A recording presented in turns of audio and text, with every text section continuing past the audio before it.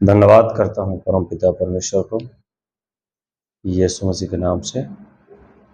सच में परमेश्वर बहुत महान है और हमारे गुरु यीशु मसीह जी जो हैं वो उद्धार करता है ना, जो हमारे पापों के लिए क्रूस को मृत्यु को सह लिया ना, तो क्रूस की मृत्यु तो सह लिया। सच है, आज भी जो सच्चाई पे चलेगा, आज भी जो सच्चाई से आगे बढ़ेगा, उसके भी जीवन में बहुत कष्ट होगा। बहुत मेन यहाँ पे पॉइंट है कि जिस प्रकार से हमारे गुरु यीशु ने सच्चाई से आगे बढ़ा तो उन्हें क्रूस की मृत्यु सहनी पड़ी। आप भी सच्चाई से आगे बढ़ोगे तो आप लोग को भी तकलीफ उठाना पड़ेगा। ध्यान रखने वाली बात है, मैं परमात्मा को बहुत धन्यवाद करता हूं यीशु के नाम से। यीशु के नाम से मैं परमात्मा का बहुत धन्यवाद करता हूं। आप सच्चाई से आगे बढ़ोगे, आपको तकलीफ उठाना पड़ेगा, लेकिन आपको तकलीफ से नहीं डरना है। यीशु ने क्रूस की मृत्यु से नहीं डरा, उसी प्रकार से आपको तकलीफ से नहीं डरना है और केवल उस परम प्रधान पे विश्वास रखना है। आज संसार में तरह तरह के लोग, तरह तरह के पास्टर खड़े हो गए, मैं बड़ा हूं, बहुत सारी चीज है, ये सारी चीजों होते आ रहा है, लेकिन आपको एक बात का ध्यान रखना है, सबसे बड़ा परमात्मा है, सबसे बड़ा परमात्मा है। आप परमात्मा पर विश्वास करो। पवित्र शास्त्र भी कहता है, श्रापित तो वो मनुष्य जो दूसरे पुरुष पर भरोसा और विश्वास रखता है। वो पुरुष परमेश्वर की ओर से है, परमेश्वर को मानता है, जो केवल परमात्मा पर विश्वास और भरोसा रखता है। हम किसी भी मनुष्य, हम ये सोचेंगे वो बहुत अच्छा वचन बोल रहे हैं, हम ये सोचेंगे वो बहुत बड़े आदमी हैं, हम ये सोचेंगे उनके पास बहुत भीड़ होता है। अगर ये भी सोच करके आपका मन उसकी ओर खिंचाव होता है तो आपको परमेश्वर के ऊपर मन खिंचाव। हाँ, वचन को सुनेंगे, बातें को सुनेंगे, लेकिन परमेश्वर की आत्मा से चलें। लोग, बहुत सारी चीज होती है, बहुत सारे लोग हैं, बहुत सारे मन में विचार उत्पन्न होता है, लेकिन विचार आप परमात्मा से करो और वो विचार जो उत्पन्न होगा आत्मा के द्वारा, वो विचार आपके जीवन को आगे आगे लेके जाएगा।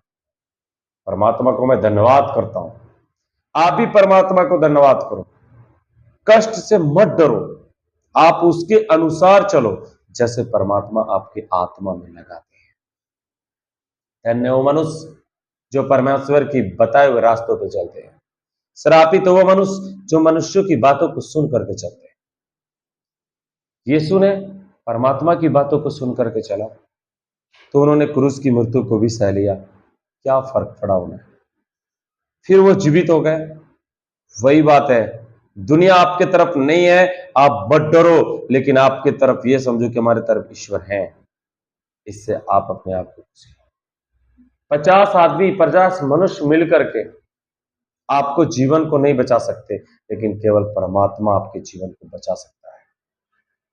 ध्यान देने वाली बातें हैं, डरने वाली बातें नहीं है, सोच वाली बातें नहीं है। मनुष्य को अंदर सबसे बड़ा उस परमात्मा के ऊपर विश्वास होना चाहिए और परमात्मा के आत्मा का अनुसार। जैसे अभी लोग अंगीकार भी कर लेते हैं, बपतिस्मा भी ले लेते हैं और परमात्मा की आत्मा के अनुसार नहीं चल रहे तो उसके अंगीकार और बपतिस्मा कुछ भी नहीं है। लोग बोलते हैं मैं उसके अनुसार बन जाऊंगा। आप उसके अनुसार तभी बनोगे जब आत्मा से चलने का काम करोगे। जिस दिन आत्मा से चलने का काम करोगे, सच्चाई से चलने का काम करोगे, आपके सामने दुनिया झुक जाएगा। ईश्वर की सामर्थ्य आपके ऊपर प्रकट होएगा, कृपा उनका आपके ऊपर आएगा। आप किसी से नहीं डरोगे, परमेश्वर आपको जय प्राप्त करेंगे। किसी के विषय में टिप्पा टिप्पणी मत करो, किसी के बारे में बुरा भला मत सोचो। आपके प्रति कोई बुरा कर रहा है, आप उसके प्रति भला सोचो, और आप ये सब जीवन में अपने कोई विचार भी मत लाओ। आप केवल परमेश्वर के बारे में विचारो, उसके बारे में सोचो, परमेश्वर से प्रार्थना करो। सटीक बात, किसी के बारे में नीचा दिखाना, किसी के बारे में बुरा दिखाना। बहुत सारे लोग कहते हैं कि कोई मुझे खाने के लिए बुलाया, हम उसके घर के खाना नहीं खाते। मैं तो बोलता हूं, मैं सारे लोगों घर की खाना खाता हूं, मुझे जो भी कोई प्यार से दे दे। परमेश्वर शास्त्र के जरिए भी कहता है, धन्यवाद के द्वारा जो भी कुछ वस्तु मिलता है खाने के लिए, वो शुद्ध हो जाता है। कुछ भी हो। तो यीशु मसीह जी संसार में आए नफरत फैलाने के लिए नहीं, एक दूसरे से मेल का पैगाम लेकर के आया, प्रेम का पैगाम लेकर के आया। इस बात को जरा समझो, वचन पे ध्यान दो। जब आप इस तरीके से परमेश्वर के वचन पे ध्यान दोगे, परमेश्वर की आत्मा से चलने का कोशिश करोगे, परमेश्वर आपके जीवन में बहुतायत से काम करेंगे। आपको कभी डर नहीं आएगा, आपको कभी निराशा नहीं आएगा। कितनों भी लोग यीशु मसीह जी के समय जब वो परमेश्वर का वचन कराते थे, 5,000 की भीड़ लगी थी, लेकिन उन्होंने जब खरी बातें बोले तो सारे के सारे भीड़ चले गए। यीशु मसीह जी का मन निराशा नहीं हुआ। सेम आज भी है, आपके साथ लोग आज हैं, कल नहीं रहेंगे, कल आपके प्रति उल्टा सीधा सोचेंगे। सोचने दो ना, परमेश्वर तो आपके प्रति उल्टा सीधा नहीं सोचता है। धन्य हो मनुष्य जो परमेश्वर के ऊपर निर्भर है, परमेश्वर की आत्माओं से चलने के लिए तैयार है। आप ध्यान से पिता का वचन को सुनो, परमेश्वर के ऊपर विश्वास करो, केवल ईश्वर के ऊपर विश्वास करो। ईश्वर आपके जीवन में काम करेंगे। जिस पर ईश्वर की कृपा होती है, उस पर दुनिया की कृपा हो या हो ना हो, और ईश्वर की कृपा से सारे काम उनके सफल होते हैं। इसलिए जितने भी माताएं एवं बहनें, भाई एवं बहनों, आप सब कभी चिंता करने की जरूरत नहीं है। कोई आपको डराता है, धमकाता है, केवल आप ईश्वर पर भरोसा रखो। कोई आपको संगति में रखे या ना रखे, कोई आपको अपने घर आने दे या ना आने दे, कोई आपको अपने बैठने जगह बैठने दे या ना दे, कोई आपसे कोई बात करे या ना करे, लेकिन आपको एक बात का ध्यान रखना है कि हम सच्चाई से चल रहे हैं या नहीं, आपकी ईमानदारी है या नहीं।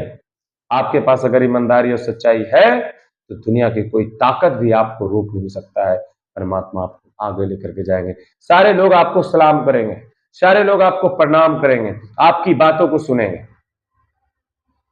इस प्रकार से पिता के वचनों के अनुसार मनुष्य को चलना है। हम किसी बड़े मनुष्य को देख करके ईश्वर का दर्जा दे देते हैं, वही सब कुछ है, भगवान की दर्जा दे देते हैं। कभी नहीं, वो भी एक मनुष्य है। जरा सा सोचो, आप, परमेश्वर ने आपको आत्मा दिया है, आप किसी मनुष्य के सामने मत झुको, आप सीधा परमात्मा के। क्योंकि यीशु मसीह जी को क्या कहा था दुष्ट आत्मा शैतान कि तू एक बार झुक कर प्रणाम करो तो दुनिया की सारी वैभव और दौलत दे दूंगा। यीशु मसीह ने क्या कहा, मैं परमात्मा के सिवा किसी के सन्मुख झुक नहीं सकता हूं। सच है, उन्होंने ऐसा ही किया, दौलत को नहीं देखा। आज भी मेरे प्यारे मित्रों, भाइयों बहनों, दौलत की ओर नहीं, सच्चाई की ओर आगे बढ़ो। सत्य को जानोगे, सत्य तुम्हें स्वतंत्र करेगा। सत्य के सामने किसी की भी पावर नहीं है कि आपको कोई रोक सकता है। आप ये दिमाग में बैठा लो। मैं खुदा का बहुत बहुत शुक्रिया अदा करता हूं जो उस खुदा के आत्माओं के अनुसार चल रहा है, उनके अनुसार बातों को सुन करके चल रहा है। कतई उसके जीवन में कोई भी कष्ट परेशानी नहीं हो सकता है।